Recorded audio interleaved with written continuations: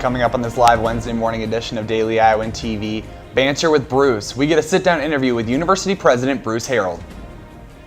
And later, Conversation Center, a new program works to support intercultural communication. Because those conversations are oftentimes difficult to start and difficult to have, what we wanted to do was take away those social barriers so that students could interact with each other in the way that they wanted to. We take a look at how playing Wyoming quarterback Josh Allen prepared the Iowa defense for this upcoming weekend. And we'll also check in on one senior captain preparing her team to start their tennis season. A special update on Hurricane Irma coming up in weather. All that and more coming right up. Stay right there. Daily Iowan TV starts now.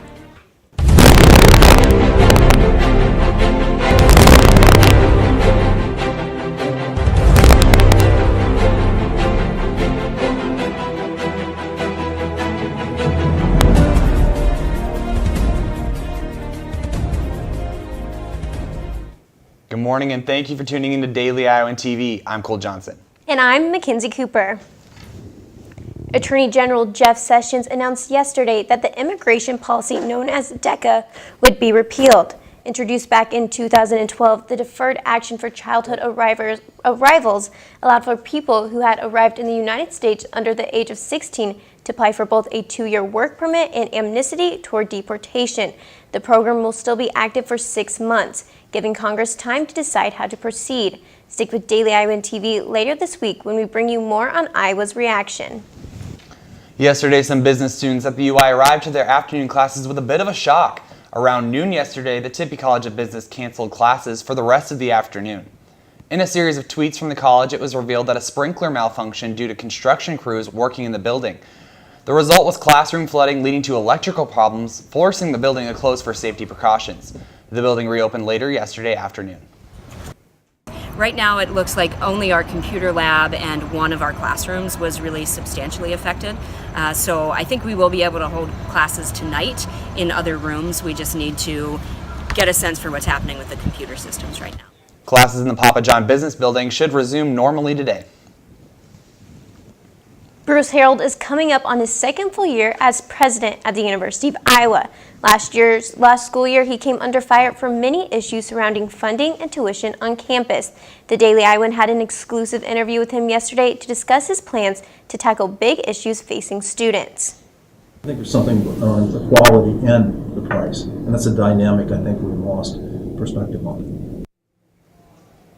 Since tuition increases were announced by the Board of Regents earlier this year, many have criticized the UI for becoming inaccessible to students. If we don't get that, then there will be consequences. Just as in the last 10 years, benchmarked against these peer sets, we've fallen. And I'm nervous. I'm not going to lead an institution going towards mediocrity.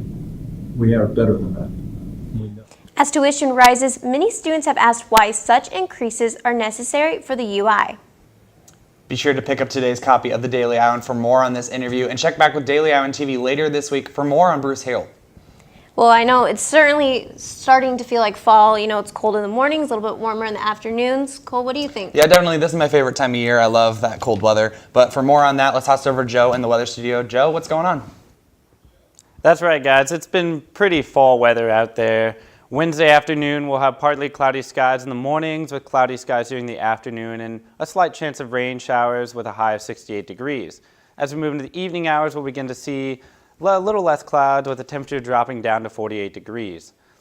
Now let's take a look at our 5-day extended forecast. Thursday, we're looking at another cloudy sky with temperature reaching a high of 75 and a low of 52. Friday, we're going to see those clouds disappear and we'll have a sunny day with the temperatures reaching all the way up to 79 and 80 degrees, Saturday, expect to see some cloud coverage throughout the day with a high of 77. And on Sunday, expect to have another partly cloudy day with a high of 78 degrees. As we come out of the weekend on Monday, we're going to see those clouds move away and have a clear day with temperatures reaching 79 degrees. And that's your Iowa City weather for the week. And next, we're going to have a little update on Hurricane Irma. As Irma is moving toward the northeastern Caribbean islands, the storm has become a Category 5 size hurricane. It's already the strongest hurricane recorded outside the Caribbean and Gulf of Mexico, according to the New York Times. It cannot be overstated how dangerous Hurricane Irma really is. Irma is extremely dangerous and will produce numerous hazards across the Caribbean island and potentially South Florida as well. The storm could have wind speeds of up to 185 miles per hour. Irma is likely to make landfall somewhere in Florida around this coming Sunday as well. We will keep you updated on all the latest news with Hurricane Irma throughout the week. Well, guys, back to you. A study is being done to examine the migration of northern long-eared bats within Iowa to discover why the species is dying out. Officers from the Department of Natural Resources are trying to understand how the bats migrate and what they can do to protect the local habitat from white-nose syndrome. White-nose syndrome is a fungus that appears on the muzzle and other parts of hibernating bats. Bats with the disease have been known to fly outside during the day and hang at the front of caves instead of the back. The disease attacks the animal's fat reserves and causes fatal dehydration. White-nose syndrome has killed more than 5.7 million bats in eastern North America. The bats being studied have tiny trackers placed on them during the day. Then a research team follows them at night. Researchers are hoping the study will provide some answers on how to slow the decline of bat populations and how to better protect them. The study will cover 8 Iowa counties, including Johnson County. You've probably heard of Speaking Center, but you may not have heard of the Conversation Center. This special program is designed to help students who feel they have trouble holding a conversation in English. Daily Iowan TV reporter Jun-Yuk Kim has more. Building relationships starts from simple conversation. But occasionally, it is not easy to have that simple conversation due to cultural, linguistic, and social differences between people. It's been a lot of fun so far, and I've been able to meet some different students who want to basically practice their English skills and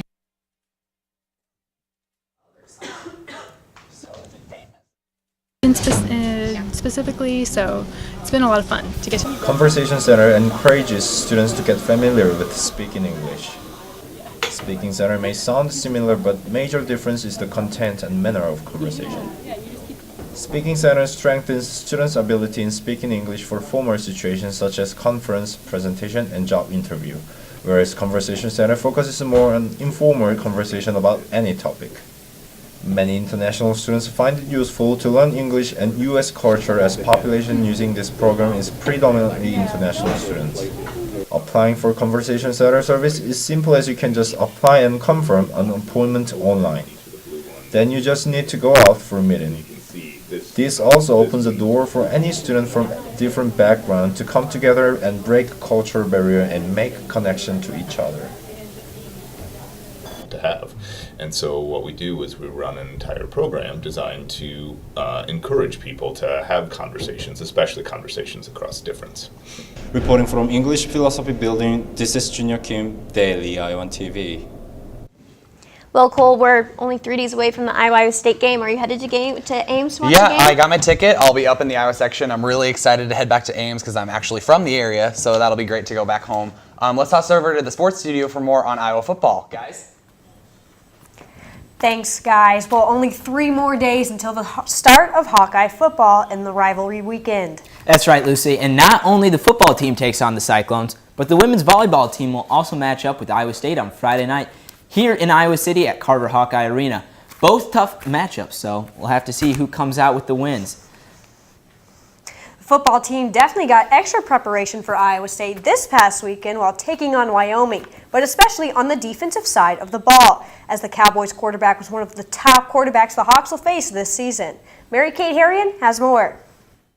With all the hype surrounded around Iowa's first game against Wyoming, one name stood out among the rest. Josh Allen, 6'5", 240-pound quarterback from Wyoming, threw for 174 yards and gave the Hawkeye defense a chance to play against one of the top NFL prospects. But when you're playing a first-round quarterback, that obviously is a big concern. And, we're a little bit inexperienced receiver. They are too.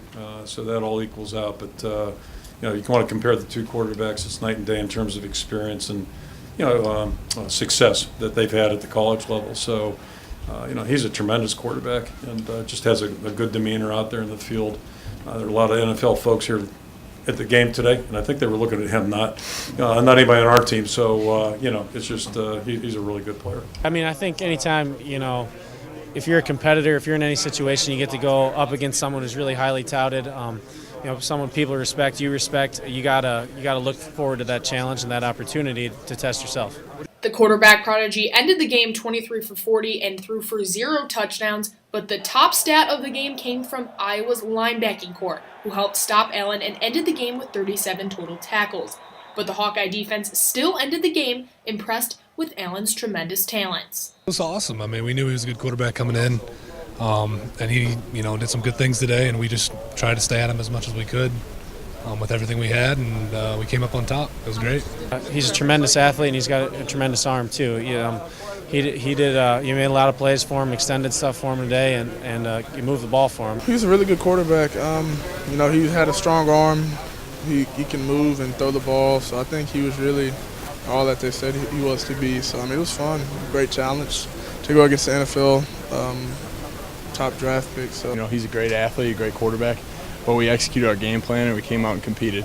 Allen and the Cowboys will have their home opener against Gardner-Webb next Saturday, and the Hawkeyes will be heading west to Ames to take on their in-state rivals, Iowa State. Reporting inside of Kinnick Stadium, this has been Mary Kate Harrion for Daily Iowan TV Sports. Honestly, Lucy, I'm sick of hearing about Josh Allen. Iowa shut him down. He only had like a 24.6 quarterback rating. I wasn't impressed, not at all. I think he's pretty good, but we can all agree we're happy to have Mary Kate done talking about Josh Allen. Definitely. But with only 2 coaches, the women's tennis team relies heavily on their team captain. With their first invite approaching, one senior looks to take this role with confidence. Olivia Corbett tells us more. The women's tennis team is striving for success as they are getting ready to start off their fall season. And a major aspect to this success will be senior Zoe Douglas, who was recently selected by her teammates to lead this team as the senior captain. It was a privilege being picked anyway, and it was the team that voted for me, but I think I've grown a lot since freshman year and I've changed a lot as well, but I've just become a better person, just like communicating, I've better relationships, and I understand the program. I've been here for 2.5 years now. She's just truly somebody that I think the team looks up to in many, many ways. She's a great competitor on the court, and she is somebody that sets good examples off the court too, and I think it's over the course of the past 3 years she's earned that respect by her teammates. The Hawkeyes will welcome 3 new freshmen to the team who seem to already be optimistic on Douglas's role as a leader. She was very positive and have enthusiasm and always encouraging us in the practice. She's really talking to them about what it means to be a Hawkeye and what are the values that we want to be representing every day, and I think that's something that's really helped the freshmen kind of acclimate quickly to the team. We just want to achieve as much as we can and just be happy with what we do achieve, and I think at the moment we're doing a really good job. Everyone's out here practicing, trying hard, and I can see us improving already. Douglas will look to guide the team in the right direction starting September 15th as the Hawks will head to Virginia for the William and Mary Invite. Reporting for women's tennis, this has been Olivia Corbett with Daily Iowan TV Sports. After a summer full of hard work, Douglas and the team look to start their season off strong in just a couple of short weeks, and then they'll see their first competition in Virginia. Tune in tomorrow to hear Hawkeye students predict who will take home the Cy-Hawk Trophy this Saturday. And see what it takes to make the UI Soccer Club. Guys, back to you. Well, that's the end of our live Wednesday morning edition of Daily Iowan TV. Make sure to tune into the live daily broadcast every single day and check out dailyiowan.com for all the latest Johnson County news. And don't forget to pick up a hard copy of the Daily Iowan. From all of us here at Daily Iowan TV, I'm Cole Johnson. And I'm Mackenzie Cooper. I hope you have a great day, Iowa City. See you next time.